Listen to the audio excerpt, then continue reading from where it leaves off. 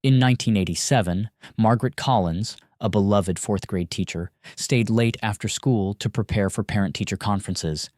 Her car was found in the parking lot the next morning, keys still in the ignition, purse on the passenger seat. She had simply vanished. For 35 years, her disappearance remained one of the town's greatest mysteries. Until last month, when a janitor renovating the old school basement made a discovery that would finally reveal what happened to Margaret Collins on that October night. What he found behind a sealed wall didn't just solve the mystery, it exposed a secret that had been buried for decades. And today, I'm going to tell you the whole disturbing truth. But first, if you enjoy true crime mysteries like this one, make sure to subscribe and ring that notification bell. You won't want to miss what's coming. Because what happened to Margaret Collins connects to a pattern of disappearances that law enforcement has been covering up for nearly 4 decades. October 15th, 1987. Riverside Elementary School in Cedar Falls, Iowa.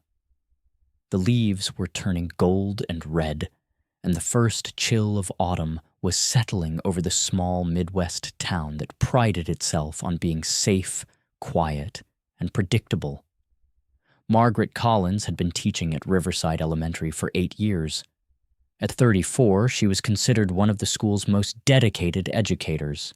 Parents requested her specifically for their children. Principal Robert Hayes would later tell investigators that Margaret was the kind of teacher every school dreams of having. She lived alone in a small apartment just 3 blocks from the school. Margaret had never married, though she'd been engaged once in her early 20s. That relationship ended when her fiancé took a job in California and wanted her to follow. Margaret chose to stay in Cedar Falls. Teaching was her calling, she told friends. These children needed her. Her daily routine was predictable. Margaret arrived at school by 7 a.m., often the first teacher in the building. She used those early morning hours to prepare lessons, grade papers, and set up her classroom for the day ahead. Her room was a warm, inviting space filled with student artwork, reading corners, and the kind of personal touches that made learning feel like home.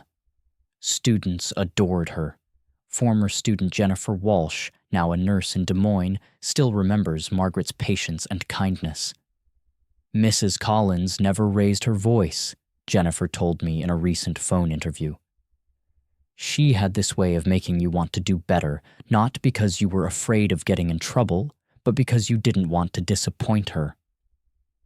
After school, Margaret often stayed late. She tutored struggling students, helped with school plays, and organized fundraisers. On this particular Thursday, she had volunteered to prepare display boards for the upcoming parent-teacher conferences scheduled for the following week. The custodian, Henry Walsh, had worked at Riverside Elementary for 12 years. He knew every teacher's habits, including Margaret's tendency to work late. Around 6:30 p.m., he stopped by her classroom during his evening rounds. She was sitting at her desk cutting out construction paper letters for a bulletin board, Henry told police. She looked up and smiled when I poked my head in. Said she'd probably be there another hour or so. I told her I was locking up the main entrance at 7, but she had her key to get out the side door when she was finished. Henry locked the building and went home to dinner with his wife. It was the last time anyone would see Margaret Collins alive. But what Henry didn't know was that someone else had been watching Margaret that evening. Someone who had been studying her routines for weeks. Someone who knew exactly when she would be alone in the building. Friday morning arrived gray and drizzly.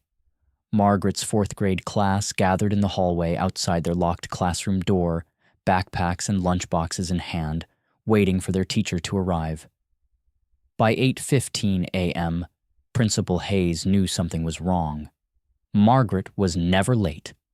In 8 years of teaching, she had missed only 3 days of work, all due to a severe case of pneumonia that had landed her in the hospital. Hayes called Margaret's apartment. No answer. He tried again. Still nothing. By 8:30 a.m., he'd called the police. Officer Janet Morrison was the first to arrive at Riverside Elementary. She found Margaret's car immediately, the blue Honda Civic parked in its usual spot near the side entrance. The doors were unlocked, keys dangling from the ignition, purse sitting on the passenger seat, with wallet intact.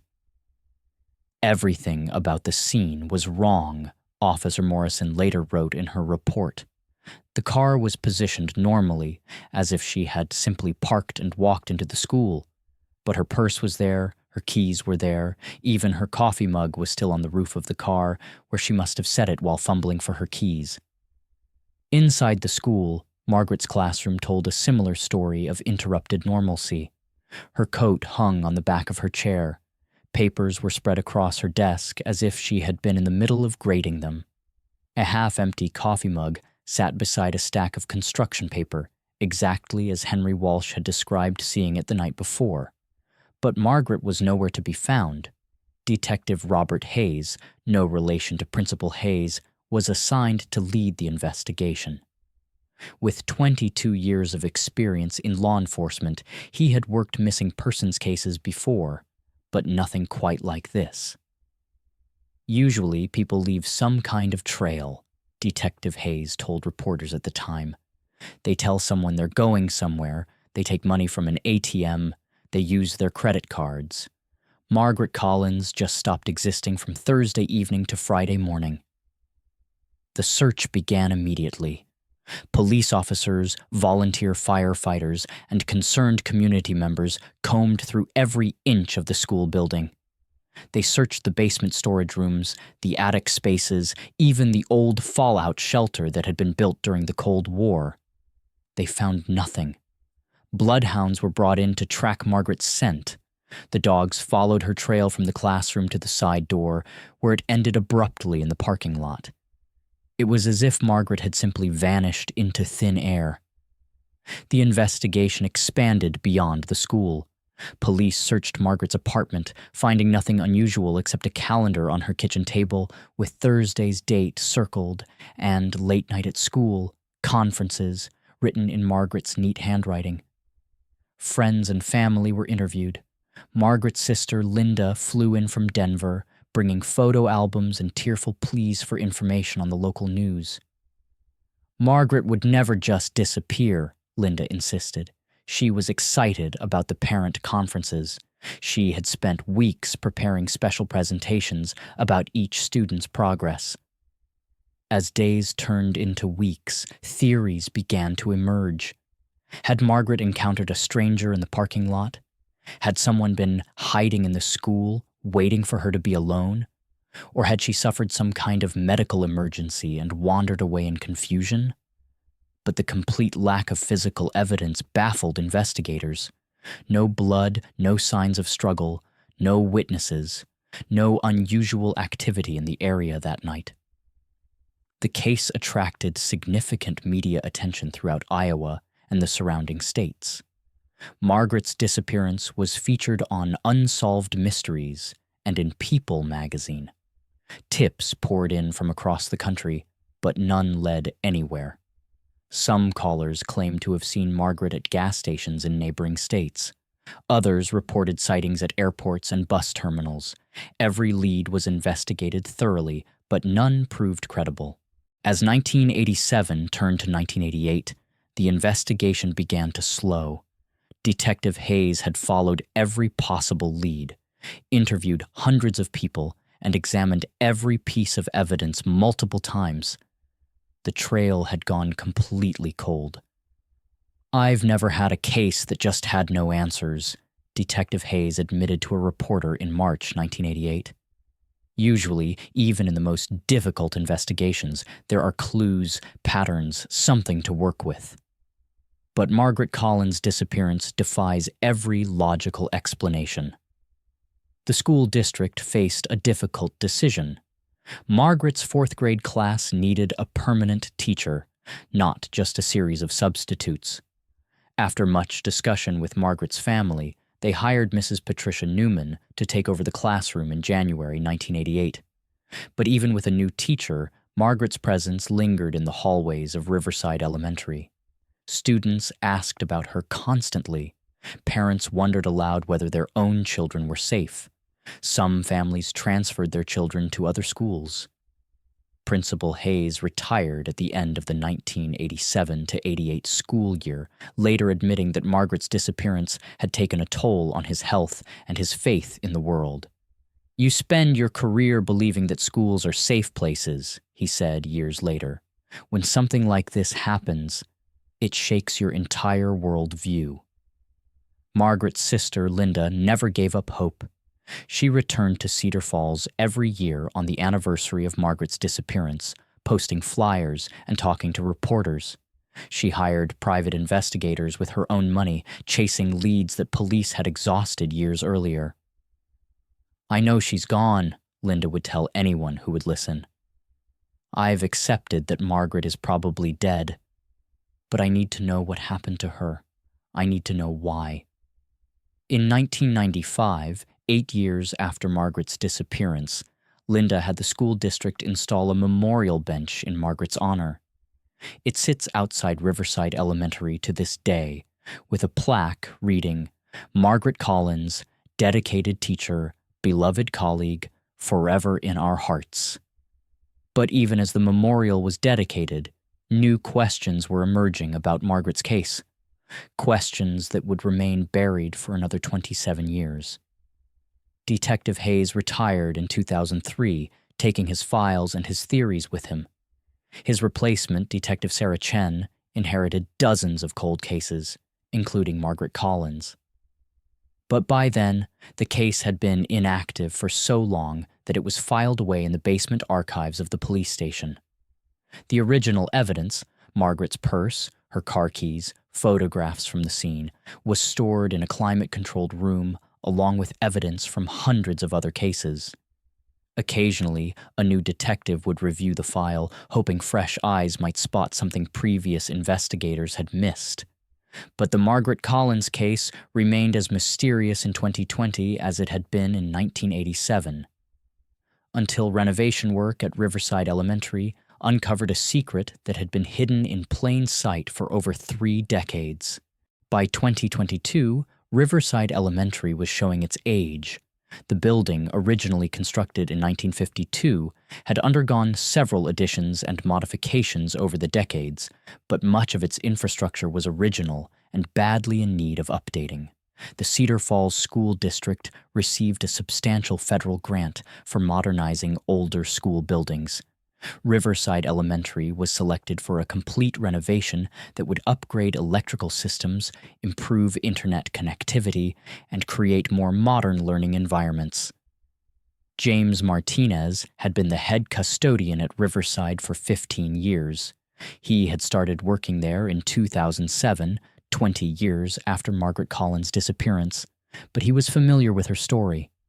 Every custodian who worked at Riverside learned about the teacher who had vanished from the building where they now walked the halls alone each night. "It was something you just accepted as part of the job," James told me. "This building had a ghost story, and that ghost was Margaret Collins. Sometimes I'd be working late and think I heard footsteps or voices, but I figured it was just the old building settling." The renovation project began in June 2022, with most of the work scheduled to be completed before students returned in August.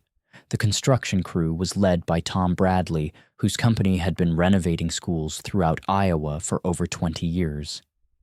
The basement of Riverside Elementary was a maze of storage rooms, mechanical equipment, and spaces that hadn't been used in decades. Much of the basement level still contained original 1950s architecture, including thick concrete walls and narrow corridors that had been designed to serve as fallout shelters during the Cold War. "The blueprints we were working from didn't match what we found down there," Tom Bradley explained. "Buildings that old often have modifications that were never properly documented. We expected to find some surprises." The first surprise came when they began updating the electrical systems in the basement's north wing. Modern building codes required new conduit runs for internet cables, which meant opening up walls that hadn't been disturbed in decades. "We were drilling holes for cable runs when we hit something that shouldn't have been there," James Martinez recalled.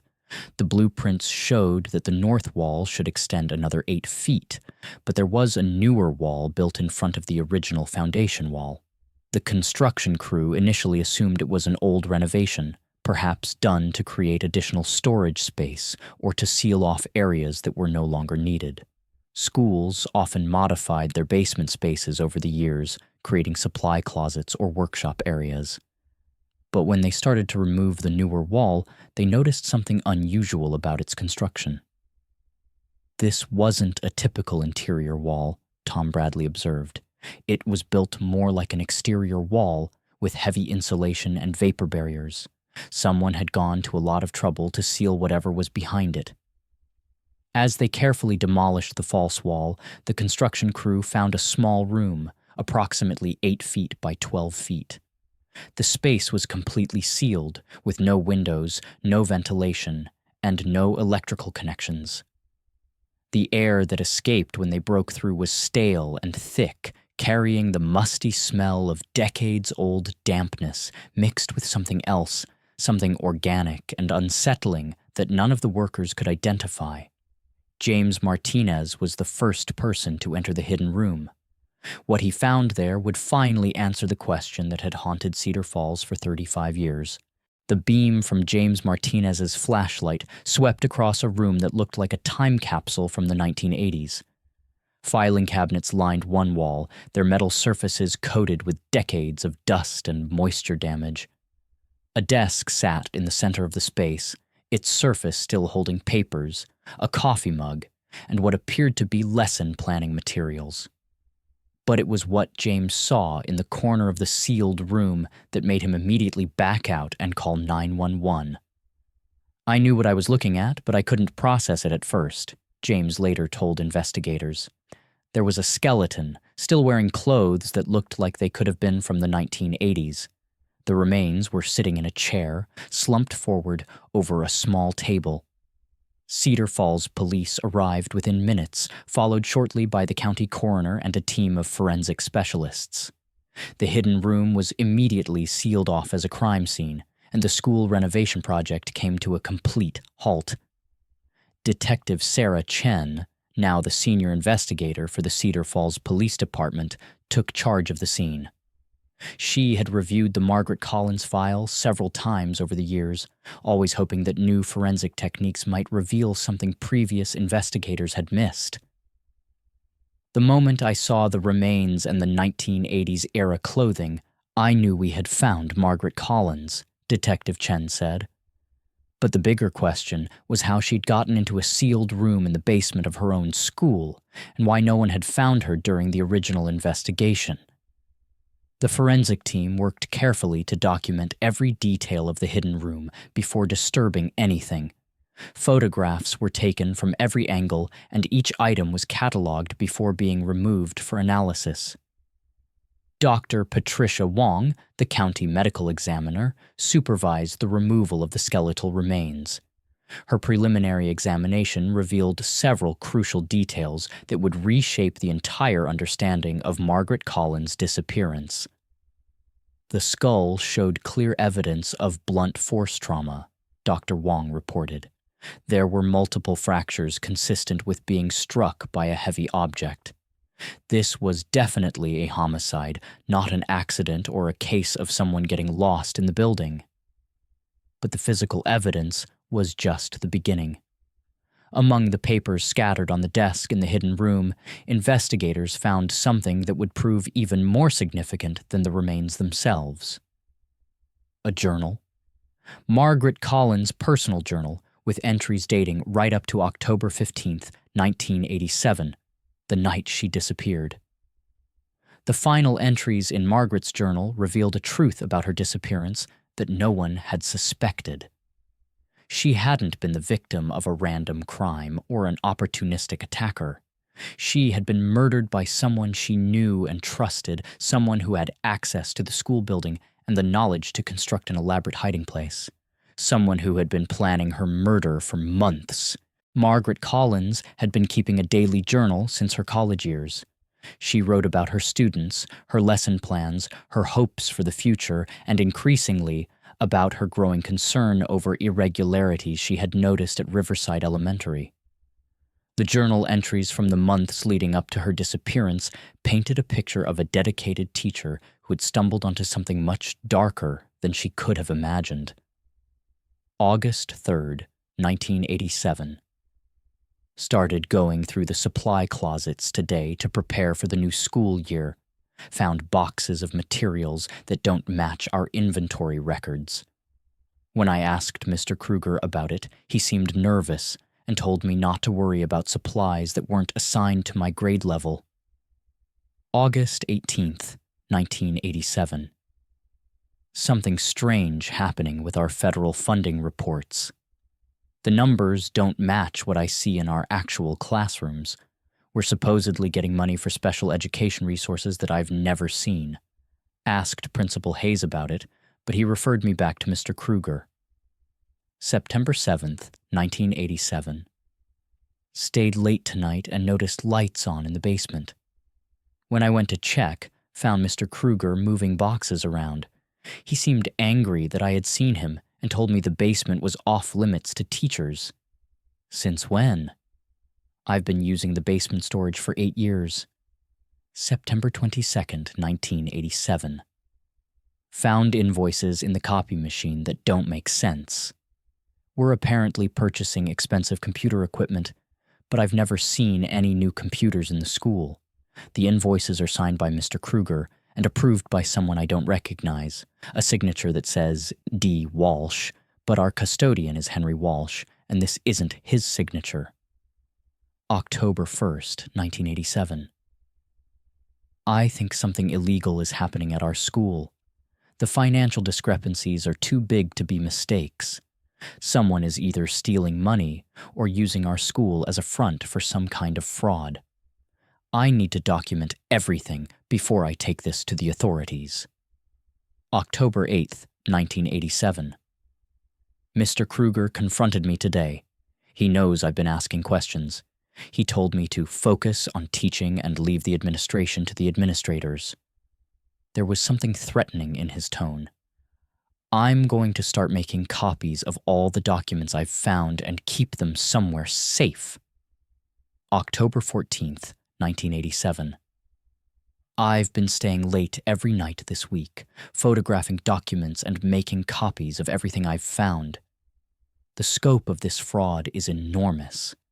Hundreds of thousands of dollars are being diverted from our school district. I've made an appointment to meet with an FBI agent next Monday. I'm scared, but these children deserve better than having their education funding stolen. October 15th, 1987. Final entry. Mr. Kruger asked me to stay late tonight to help him move some supplies in the basement. I don't trust him, but I need to see what he's hiding down there. I'm taking my camera. If something happens to me, the evidence is hidden in my classroom behind the bulletin board near the window. Tell Linda I love her. That was Margaret's final entry, but investigators would soon discover that the evidence she had hidden was long gone, and the man she had suspected of fraud was guilty of something far worse than stealing money. Donald Kruger had been the maintenance supervisor for Cedar Falls School District since 1975. In 1987, he was 52 years old, married with 2 grown children, and considered a reliable, if somewhat moody, employee by his supervisors. But as investigators dug into Kruger's background following the discovery of Margaret's remains, they found a pattern of behavior that painted a very different picture of the man who had been trusted with keys to every school building in the district. Kruger had been fired from 2 previous jobs for what personnel records diplomatically described as interpersonal difficulties with female colleagues. In both cases, women had filed complaints about inappropriate comments, unwanted attention, and behavior that made them uncomfortable working alone with him. The Cedar Falls School District had hired Kruger without conducting a thorough background check, a practice that was unfortunately common in the 1970s when employment verification was often limited to a phone call to previous employers.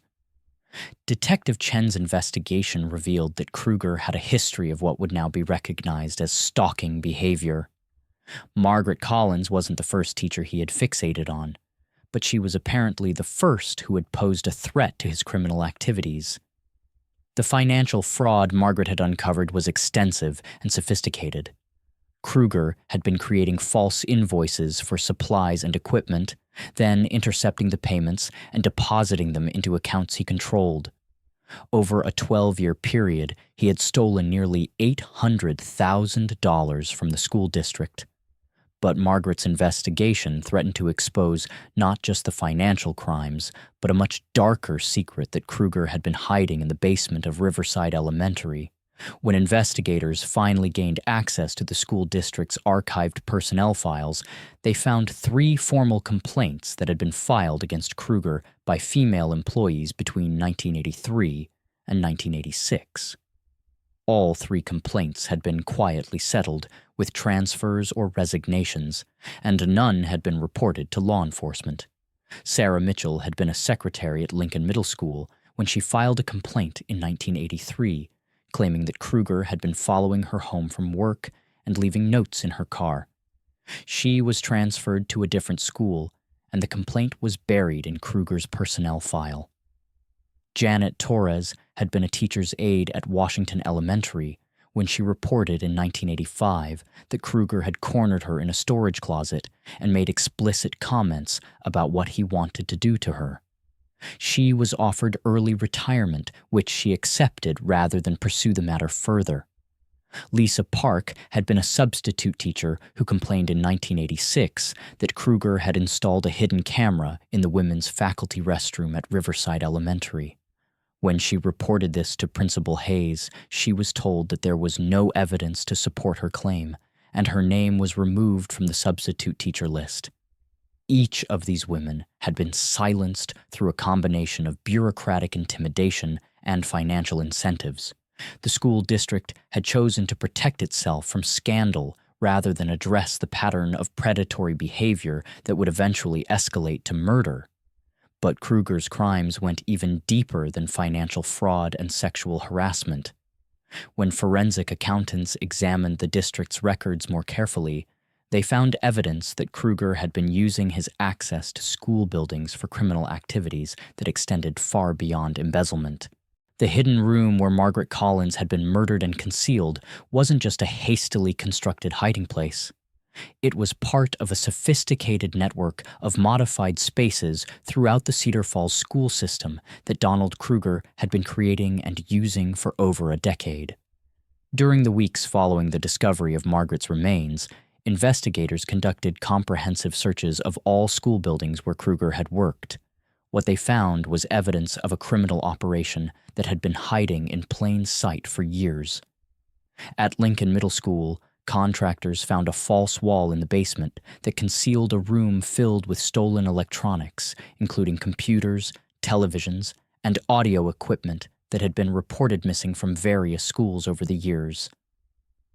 At Washington Elementary, investigators discovered a hidden compartment behind the boiler room that contained thousands of dollars in cash, along with detailed records of Kruger's embezzlement activities dating back to 1979.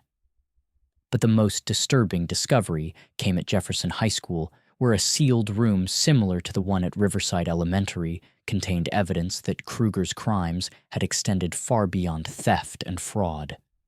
Hidden cameras had been installed in women's restrooms and locker rooms throughout the district.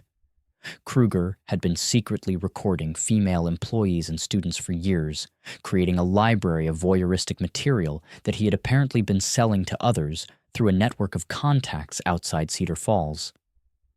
FBI Special Agent Monica Rivera was brought in to lead the expanded investigation.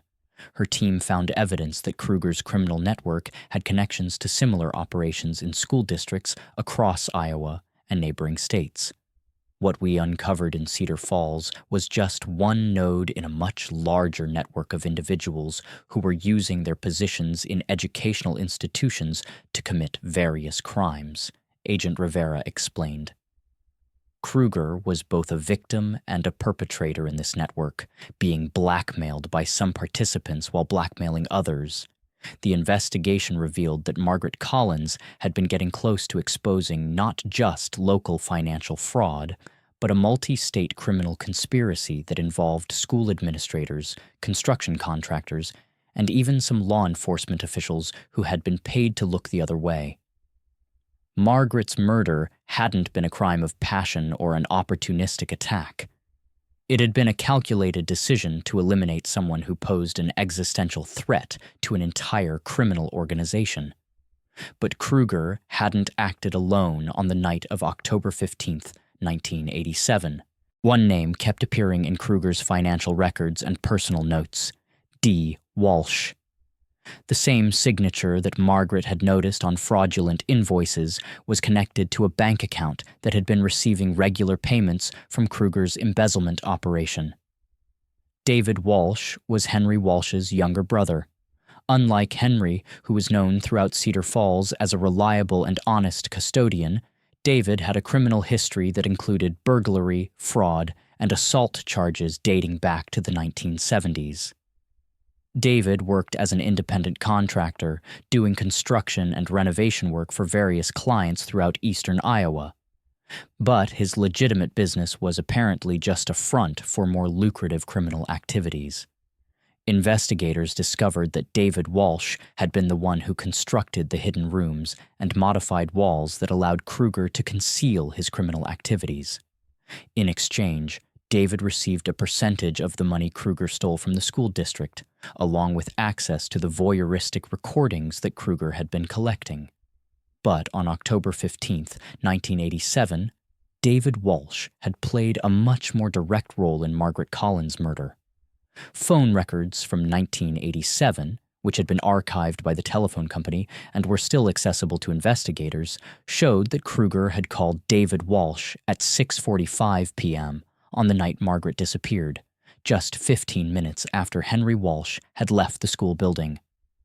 Security logs from the school district, which had also been preserved in archived files, showed that David Walsh's contractor keycard had been used to enter Riverside Elementary through a service entrance at 7:20 p.m. that same evening.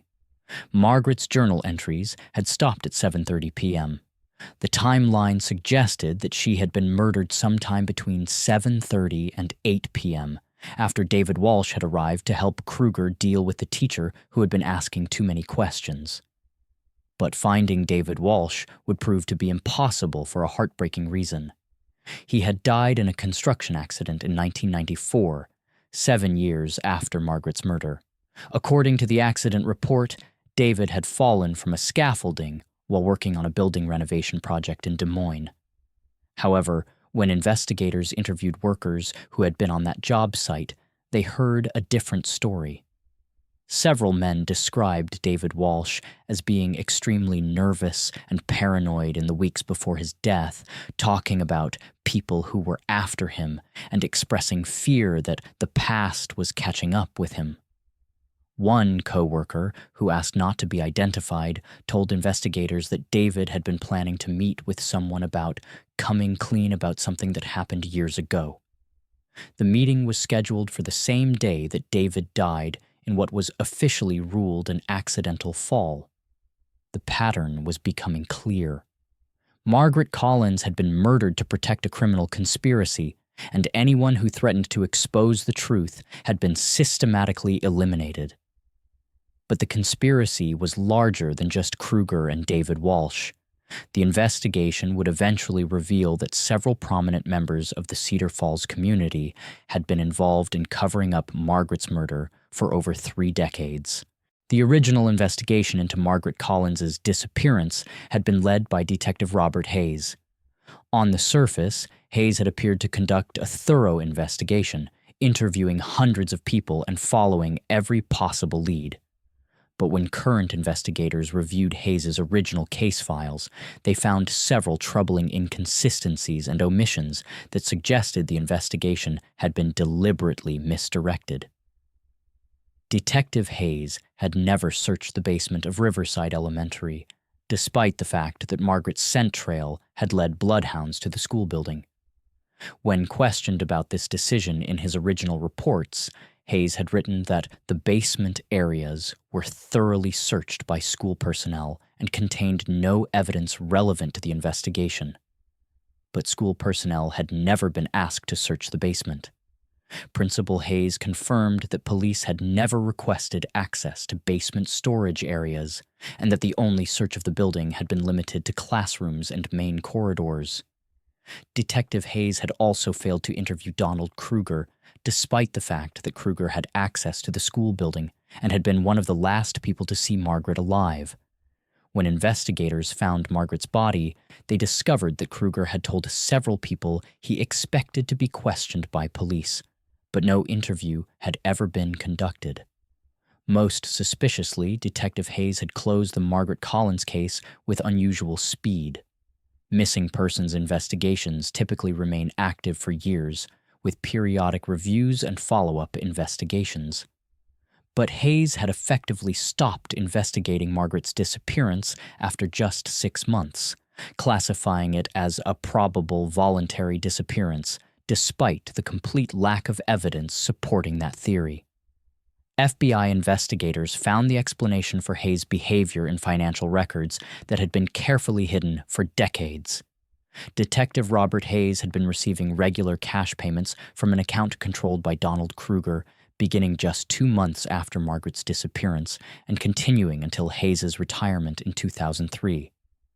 The payments totaled over $200,000 over 15 years, a substantial sum that Hayes had never reported on his tax returns, and that far exceeded what he could have saved on a detective's salary.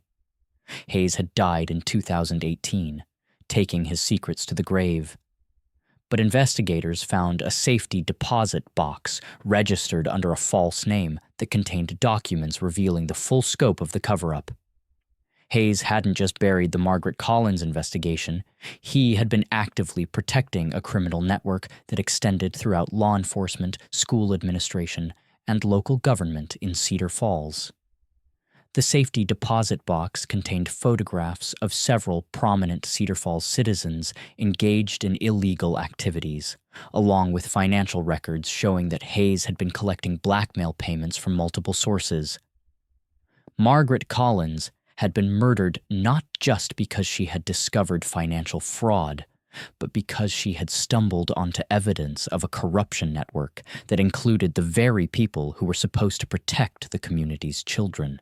On October 15, 2022, exactly 35 years after her disappearance, Margaret Collins was finally laid to rest in Cedar Falls Memorial Cemetery. Her sister Linda, now 71 years old, had waited more than half her life for this moment. "I always knew something terrible had happened to her," Linda said at the funeral service. Margaret would never have abandoned her students. She loved those children more than her own life, and she died trying to protect their futures from people who saw them only as opportunities for profit. The Margaret Collins case resulted in the largest corruption investigation in Iowa state history. 17 people were eventually charged with crimes ranging from embezzlement and fraud to conspiracy and accessory to murder after the fact. The Cedar Falls School District was forced to implement new oversight procedures and transparency requirements. Every employee now undergoes comprehensive background checks, and financial records are subject to regular independent audits. A victims' compensation fund was established to provide restitution to the families who had been affected by the decades of theft from educational resources. The fund has distributed over $2 million to support educational programs that were eliminated due to budget shortfalls caused by the embezzlement. But perhaps the most important change has been cultural. The Margaret Collins case forced Cedar Falls to confront the reality that corruption and violence can exist anywhere, even in institutions that are supposed to be safe havens for children. Riverside Elementary School has been renamed the Margaret Collins Elementary School. Her former classroom has been converted into a library and resource center dedicated to supporting teachers who advocate for their students, even when that advocacy requires challenging authority. The hidden room where Margaret died has been sealed permanently and converted into a memorial space. A plaque reads, "In memory of Margaret Collins and all those who sacrifice their safety to protect the vulnerable. Their courage lights the way for others to follow." Margaret's story has also led to legislative changes throughout Iowa and several other states. The Margaret Collins Act requires law enforcement agencies to conduct thorough investigations of missing persons cases involving public employees, and it establishes oversight procedures to prevent conflicts of interest in such investigations. Most importantly, Margaret's case has become a teaching tool for recognizing and reporting institutional corruption. Her story is now part of the curriculum in education and criminal justice programs throughout the Midwest, ensuring that future generations will be better equipped to identify and address the warning signs that Margaret recognized too late. James Martinez, the janitor who found Margaret's remains, still works at the school that now bears her name. He often reflects on the irony that the very building where Margaret was murdered has become a symbol of transparency and accountability in education. "Every day when I walk these halls, I think about her," James told me. "Margaret Collins died trying to protect these kids from people who wanted to steal their futures. Now, her name on the building reminds everyone who walks through these doors that some things are worth fighting for, no matter the cost." Margaret Collins was 34 years old when she was murdered for refusing to stay silent about injustice. She had no children of her own, but she died protecting the children of others.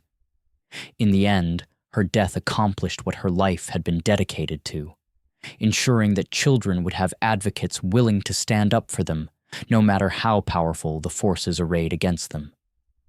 The mystery of Margaret Collins' disappearance has been solved, but her legacy continues to inspire teachers, law enforcement officers, and ordinary citizens who refuse to look the other way when they see wrongdoing.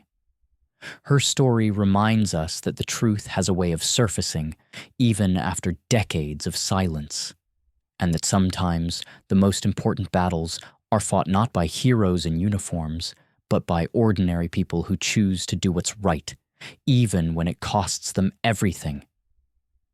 If this story moved you, please subscribe and hit the notification bell. Margaret Collins' story is just one of many cases where institutional corruption led to tragedy, but where the truth eventually prevailed. Let me know in the comments what other cases you'd like me to investigate, and remember, the truth is worth fighting for, no matter how long it takes to emerge.